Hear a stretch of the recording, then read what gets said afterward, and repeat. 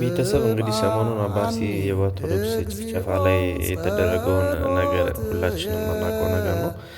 ይሁን ግን ከአሁን በፊት 3 4 የተደረገ ነገር ነው። የመንግስት አካላትም ፍትህ ይባላል በየጊዜው ለአንድ ቀን ለሁለት ቀን እንጮኻለን መልሰን ዝም እንላለን።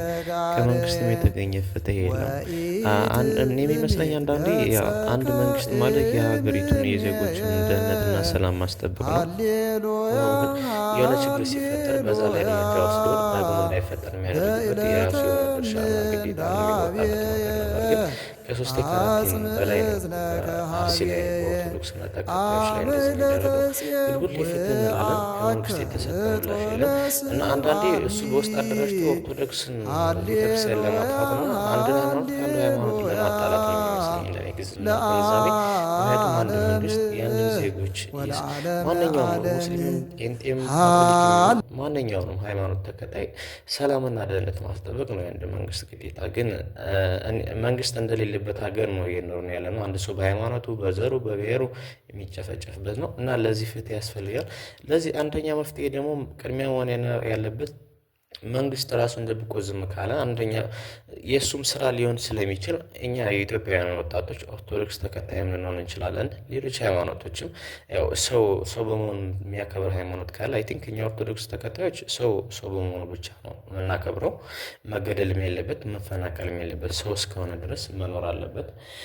እንደዛ ድርጅት አሁን አንድ የኢትዮጵያ ወጣቶች ምን ማድረግ አለብን? ድርጅት መፍጠር አለብን፣ መደራጀት አለብን። አንድ ሰው በሃይማኖቱ ተለይቶ መጠቃት የለበትም፣ መጨፍጨፍ የለበትም፣ መሳደድ የለበትም እና የጋራ ማህበር የኢትዮጵያ ወጣቶች የኢትዮጵያ ሕዝብ የጋራ ማህበር ብናቋቁም በተለይ ወጣቱ ክፍል ነው ኢትዮጵያ ውስጥ አብዛኛው ያለመለው ወጣቱ ክፍል ነው እና ለዚህም አደጋ ወጥቶ መጋፈጥ የሚችልም ፊት ለፊት መጋፈጥ የሚችልም ወጣቱ ክፍል ስለሆነ የጋራ ማህበር ቢቋቋምና እንደዚህ ያለ ጥቃት መከላከል የምንችልበት አጋጣሚ ቢፈጠር ነው።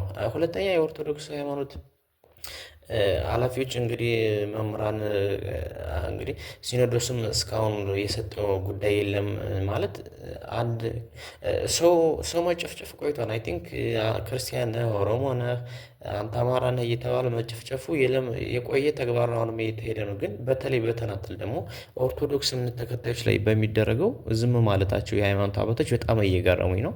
ግን እነሱ ዝም አሉ ብለን እኛ ዝም የምንልበት ምክንያት የለም። ነገ እኛ ሁላ እስከምናልቅ ነው ወይ የምናየው። ሁለተኛ ደግሞ ትላልቅ ፎሎወር ያላቸው ቲክቶክ ታዋቂዎች ምናምንም አርቲስቶችም ዝምታቸውን የሚመርጡት አካውንት ዋርኒንግ ይሰጣውን በማለት አንድ ህዝብ አንድ ኦርቶዶክስ ተከታይ በተለይ የመንገድ ሲጨፈጨፍ ዝም ማለት እኔ እንጃ ምን አይነት አእምሮ እንዳለ። አንድ ሰው እኮ ትልቅ ብዙ ተከታይ የሚኖረው እኮ ሰዎች ናቸው አይደል? እሱን የሚያዘጋጀውን ቻናል ፕሮግራም የሚከታተሉ ሰዎች ናቸው፣ አዋሪዎች አይደሉም። ወይም የሞተው ሬሳ አይደለም የሚከታተላሉ።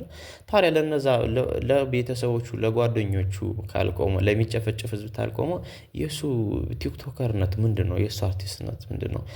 እታሰራለሁ እገደላለሁ ብሎ ፈርቶ ነው? ለእውነት ብትታሰር ለእውነት ብትገደል ምን ችግር አለው? ለእውነት አይደል?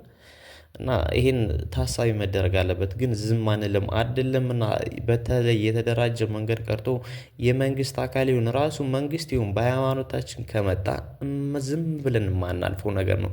ዝም ብለን የማናየው ነገር ነው። ማንኛውም አካል ቢሆን እንዋጋለን፣ እንፋለማለን።